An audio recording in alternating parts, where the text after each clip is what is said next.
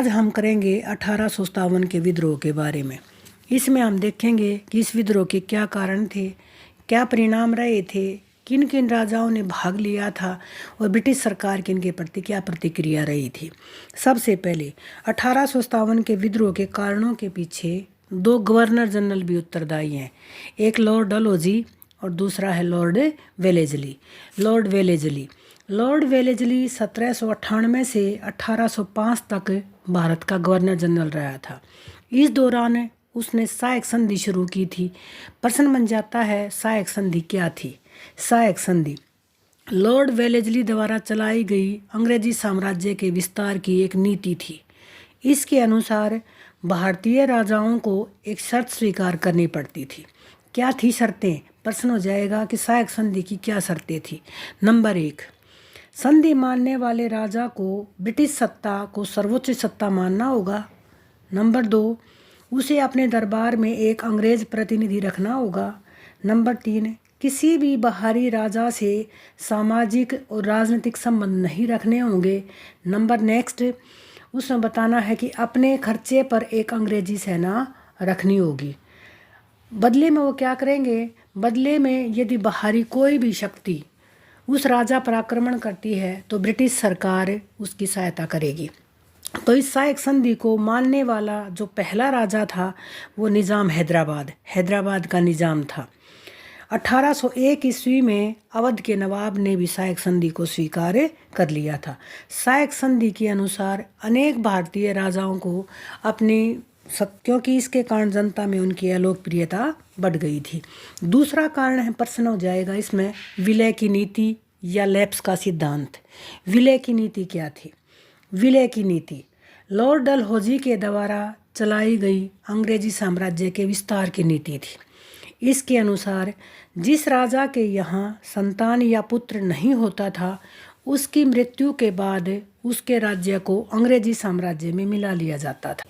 विलय की नीति के अनुसार सबसे पहले 1848 में सतारा को अंग्रेजी साम्राज्य में मिलाया गया था। कि विलय की नीति के अनुसार कौन कौन से राज्य अंग्रेजी साम्राज्य में मिलाए गए? सतारा, जबलपुर, संभलपुर, उदयपुर, झांसी, बाघाट, नागपुर, इनको मिलाया था। झांसी को 1854 ईस्वी में अंग्रेजी साम्राज्य में मिला लिया था क्योंकि झांसी के राजा गंगाधर राव की मृत्यु के बाद अंग्रेजों ने उसके दत्तक पुत्र को मानने से इनकार कर दिया था, जिसके कारण 1854 में इसको मिला लिया था। अब 1857 के विद्रोह के कारण, पहला कारण हो जाएगा राजनीतिक कारण। राजनीतिक कारण में हम राजाओं को लेंगे। सबसे पहले लेंगे कि वेलेजली की सहायक संधि और डलहौजी की विलय की नीति के अनुसार अनेक भारतीय राज्यों को अंग्रेजी साम्राज्य में मिला लिया था, जिसके कारण वो नाराज थे। इसके अलावा बहादुर शाह जफर को लाल किला खाली करने के लिए आदेश दे दिया था। उसका जब शासक बना तो कोई सम्मान प्रकट नहीं किया था, वो भी नाराज़ था। नाना साहिब की पेंशन बंद कर दी थी और रानी लक्ष्मीबाई को उसका दत्तक पुत्र स्वीकार करने से इनकार कर दिया था, जिसके कारण ये राजा नाराज थे और उन्होंने क्रांति में बढ़ चढ़ कर भाग लिया। दूसरा हो जाएगा सामाजिक और धार्मिक कारण। 1857 के विद्रोह के लिए अनेक सामाजिक और धार्मिक कारण भी उत्तरदायी थे। औपनिवेशिक शासनकाल में अनेक सामाजिक सुधार किए गए थे, जैसे सती प्रथा को बंद करना है, विधवाओं को पुनर्विवाह का अधिकार दिलाना है। ये जो कानून थे ये तो वैसे तो हक में थे, लेकिन भारतीय धर्माधिकारी इन्हें अपने धर्म के विरुद्ध समझते थे, जिसके कारण वो नाराज हो गए थे और उन्होंने क्रांति में बढ़ चढ़ कर भाग लिया था। इसके अलावा लॉर्ड डलहौजी ने 1850 ईस्वी में धार्मिक अयोग्यता अधिनियम पारित किया था। इस कानून के अनुसार यदि कोई हिंदू और मुसलमान ईसाई बनता है तो वो अपनी पैतृक संपत्ति साथ ले जाएगा, लेकिन यदि कोई ईसाई हिंदू बनता है तो उसे अपनी पैतृक संपत्ति भी छोड़नी पड़ेगी और नौकरी से भी हाथ धोना पड़ेगा। इससे जो अनेक धर्माधिकारी नाराज हो गए थे और उन्होंने क्रांति में बढ़ चढ़ कर भाग लिया था। तीसरा कारण हो जाएगा आर्थिक कारण। आर्थिक कारण में हमने बताना है कि औपनिवेशिक शासनकाल में ऐसी नीतियां बनाई गई थी जिसके कारण भारतीय व्यापार ठप हो गया। दूसरा क्या था, किसानों का शोषण हो रहा था, भूमि कर बहुत अधिक था। तीसरा, भारतीयों को योग्यता के अनुसार उच्च पद नहीं दिए जा रहे थे। चौथा, उनको जो है ना नौकरी में जो है ज़्यादा उनका वेतन जो था अंग्रेज़ों की बजाय क्या था, कम था। इसके कारण भी क्या थे, भारतीय नाराज़ थे और उन्होंने क्रांति में बढ़ चढ़ कर भाग लिया था। नेक्स्ट कारण हो जाएगा सैनिक कारण। सैनिक कारण में हम कह देंगे कि सैनिकों को समुद्र पार भेजा जाता था। दूसरा, उन्हें अपने जनेऊ दाढ़ी जैसे उनके प्रतीक थे ना, उनको रखने की अनुमति नहीं थी। तीसरा कारण बता देंगे कि 1856 ईस्वी में कुछ कारतूस बन के आए थे। इन कारतूसों में चर्बी लगी हुई थी। ये चर्बी गाय और सूअर की थी। भारतीय सैनिक इसे अपने धर्म के विरुद्ध समझते थे।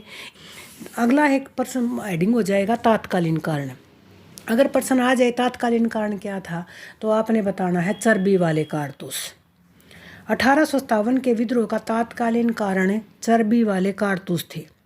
1856 में जो कानून जो हथियार बन के आए थे, एनफील्ड राइफल और जो कारतूस बन के आए थे, उनमें गाय और सूअर की चर्बी लगी हुई थी। इन राइफलों में भरने से पूर्व इनको दांतों से काटना पड़ता था। भारतीयों ने इन कारतूसों का प्रयोग करने से इनकार कर दिया था। सबसे पहले बैरकपुर छावनी से किसने, मंगल पांडे ने इन कारतूसों का प्रयोग करने से इनकार कर दिया था, जिसके कारण उसे बाध्य किया। तो उसने वहाँ के जो कैप्टन था राइट, उसकी क्या कर दी थी, हत्या कर दी थी और स्वयं भी अपने आप को गोली से उड़ाने का प्रयास किया था। तो ये इसका तात्कालीन कारण है। 1857 के विद्रोह के प्रमुख कारण कौन कौन से थे? पहला राजनीतिक कारण है, दूसरा सामाजिक और धार्मिक कारण है, तीसरा हमारा आर्थिक कारण हो जाएगा और चौथा हमारा सैनिक और पांचवा हो जाएगा तात्कालीन कारण। अगला प्रश्न, 1857 के विद्रोह में भारतीय क्यों हारे थे, क्यों हार गए थे भारतीय?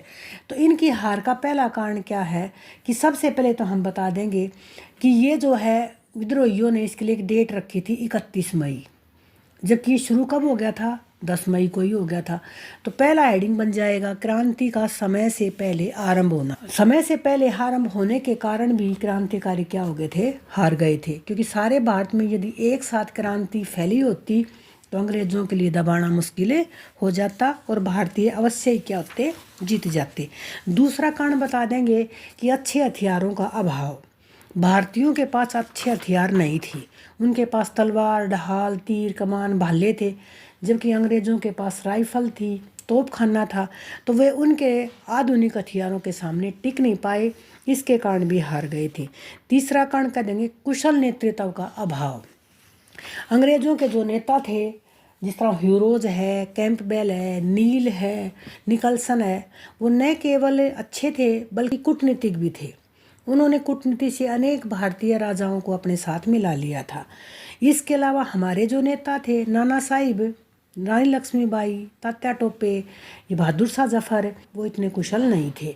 रानी लक्ष्मीबाई ने कभी इतने बड़े क्षेत्र का नेतृत्व नहीं किया। नाना साहिब इतने योग्य नहीं थे। बहादुर शाह जफर बूढ़े हो चुके थे। कुशल नेतृत्व के अभाव के कारण भी भारतीयों की क्या हुई थी, हार हुई थी। एक पॉइंट कि रेल डाकतार पर अंग्रेजों का अधिकार। रेल डाकतार उस टाइम पर चलन में हो चुका था, रेल डाकतार चल चुकी थी। रेल डाकतार पर अंग्रेजों का अधिकार था। इसकी सहायता से वे न केवल अपने समाचार एक स्थान से दूसरे स्थान पर आसानी से भेजने लगे थे, बल्कि उन्होंने क्या किया था, इसके माध्यम से सेना को भी विद्रोह को कुचलने के लिए आसानी से भेज दिया, जबकि भारतीय इसका कोई फ़ायदा नहीं उठा पाए थे। इसके कारण भी क्या हुआ था, भारतीयों की, क्रांतिकारियों की हार हुई थी। भारतीय राजाओं द्वारा अंग्रेज़ों को सहयोग। कुछ भारतीय शासक जिसमें जींद, नाभा, पटियाला, इन राजाओं ने क्रांति को कुचलने में किसका साथ दिया था, अंग्रेज़ों का साथ दिया था। उन्होंने अपने क्षेत्र में क्रांति होने नहीं दी थी। दूसरा, उन्होंने क्रांति को कुचलने में भी अंग्रेज़ों का साथ दिया था। यदि सभी भारतीय एक साथ मिलकर विद्रोह करते तो अंग्रेज़ों की दमनकारी नीति, ब्रिटिश सरकार ने विद्रोह को कुचलने के लिए दमनकारी नीति का सहारा लिया था। उन्होंने क्रांतिकारियों पर अत्याचार किए थे। इसके अलावा उनसे संबंध रखने वालों पर भी अत्याचार किए थे।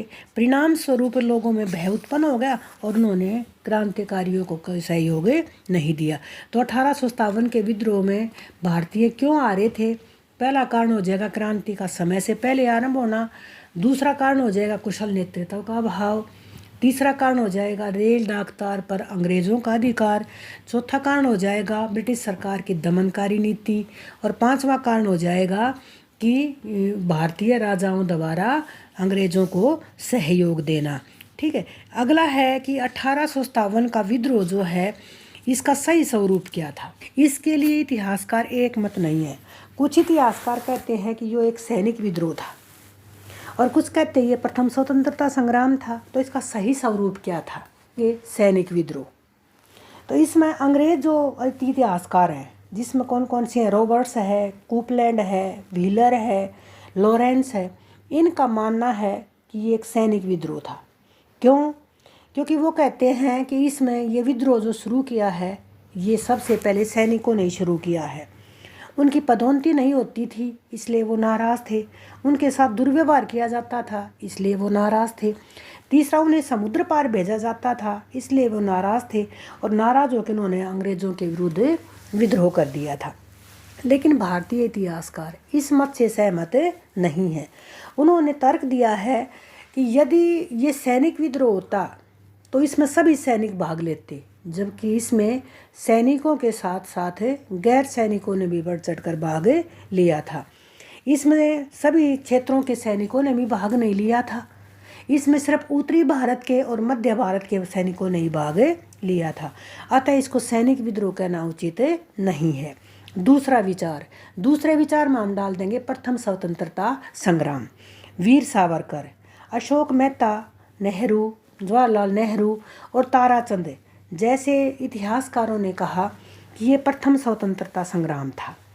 सावरकर ने अपनी पुस्तक the Indian war of independence तथा अशोक मेहता ने द ग्रेट रिबेलियन में इसको प्रथम स्वतंत्रता संग्राम कहा है। उन्होंने कहा कि ब्रिटिश सरकार ने अपने 100 साल के शासन के दौरान भारत के सभी वर्गों का शोषण किया, जिसके कारण वो नाराज़ थे। इसमें हिंदुओं के साथ साथ मुसलमानों ने भी बढ़ चढ़कर भाग लिया था। इसमें सैनिकों के साथ साथ गैर सैनिकों ने भी भाग लिया था। इसमें आम जनता के साथ साथ राजाओं ने भी भाग लिया था। इसमें व्यापारी और किसानों ने सभी ने बढ़ चढ़कर भाग लिया था। वास्तव में ये ब्रिटिश शासन के 100 साल के दौरान शोषणकारी नीति का परिणाम था और ये एक प्रथम स्वतंत्रता संग्राम था। अंग्रेज़ों को भारत से बाहर भगाने की एक योजना थी। ये वास्तव में ब्रिटिश सरकार की शोषणकारी नीति के विरुद्ध अंग्रेज़ों को भारत से बाहर भगाने का एक प्रयास था और ये प्रथम स्वतंत्रता संग्राम था। अगला प्रश्न हो जाएगा इसके अंदर 1857 के विद्रोह के क्या परिणाम रहे। तो पहला परिणाम क्या रहा था कि इसके कारण कंपनी के शासन का अंत हो गया था। जो ईस्ट इंडिया कंपनी थी इसके हाथों से शासन की बागडोर निकलकर ब्रिटिश संसद के हाथों में चली गई थी। अब हमारा शासन कहाँ से चल रहा था? इंग्लैंड की संसद से। दूसरा है वहाँ पर एक भारत सचिव या इंग्लैंड की संसद में एक भारत मंत्री या भारत सचिव का पद सृजित किया गया था, जिसकी सहायता के लिए 15 सदस्यों की कौंसिल बनाई गई थी। दूसरा हेडिंग हो जाएगा इसके अंदर गवर्नर जनरल की उपाधि में परिवर्तन। 1857 के विद्रोह के बाद जो गवर्नर जनरल था उसके पद को चेंज करके ना वायसराय बना दिया था। इस प्रकार लॉर्ड कैनिंग अंतिम गवर्नर जनरल और पहला वायसराय बना था।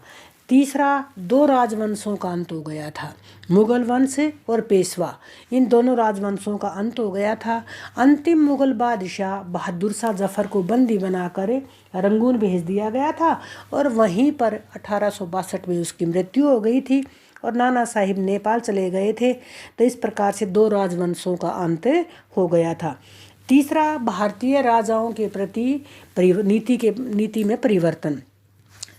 इस विद्रोह के बाद भारतीय राजाओं को दत्तक पुत्र लेने की अनुमति प्रदान कर दी थी। जिन राजाओं ने सहयोग दिया था उन्हें ये आश्वासन दिया गया था कि उनके राज्य को अंग्रेजी साम्राज्य में नहीं मिलाया जाएगा। जिन्होंने भाग लिया था उनके राज्य को अंग्रेजी साम्राज्य में मिला लिया और उनको कठोर दंड दिया गया। एक अगला हेडिंग हो जाएगा इसकी भारतीय सैनिकों की संख्या में कटौती। विद्रोह के समय या विद्रोह से पहले सेना में जो भारतीय सैनिकों का अनुपात था वो 6:1 था। अब उनकी संख्या घटाकर 2:1 कर दी, यानी कि 2 भारतीय 1 अंग्रेज। तो अंग्रेजी सैनिकों की संख्या बढ़ा दी और भारतीय सैनिकों की संख्या में कटौती कर दी। दूसरा, भारतीय सैनिकों से अच्छे जो विभाग थे वो छीन लिए, जैसे तोपखाना है या हथियार भंडार गृह है, वो भारतीयों से छीन के ने यूरोपियों को दे दिए गए थे। एक सेना का बंटवारा जाति और धर्म के आधार पर किया गया था, ऐसा फूट डालने के लिए किया गया था। जैसे जाट रेजिमेंट बनाई, सिख रेजिमेंट बनाई, गोरखा रेजिमेंट बनाई। तो इस प्रकार से सेना का बंटवारा जाति और धर्म के आधार पर किया गया। अगला हेडिंग हो जाएगा कि भारतीयों को उच्च पद देने का आश्वासन। तो इसमें भारतीयों को योग्यता के अनुसार उच्च पद देने का आश्वासन दिया गया था। इसके अलावा उनको नौकरी में पदोन्नति का भी आश्वासन दिया गया था। और नेक्स्ट पॉइंट हो जाएगा इसमें कि इसमें जो है ना, भारतीयों ने जो सामाजिक और धार्मिक रीति रिवाज थे उनमें हस्तक्षेप न करने का भी आश्वासन दिया था।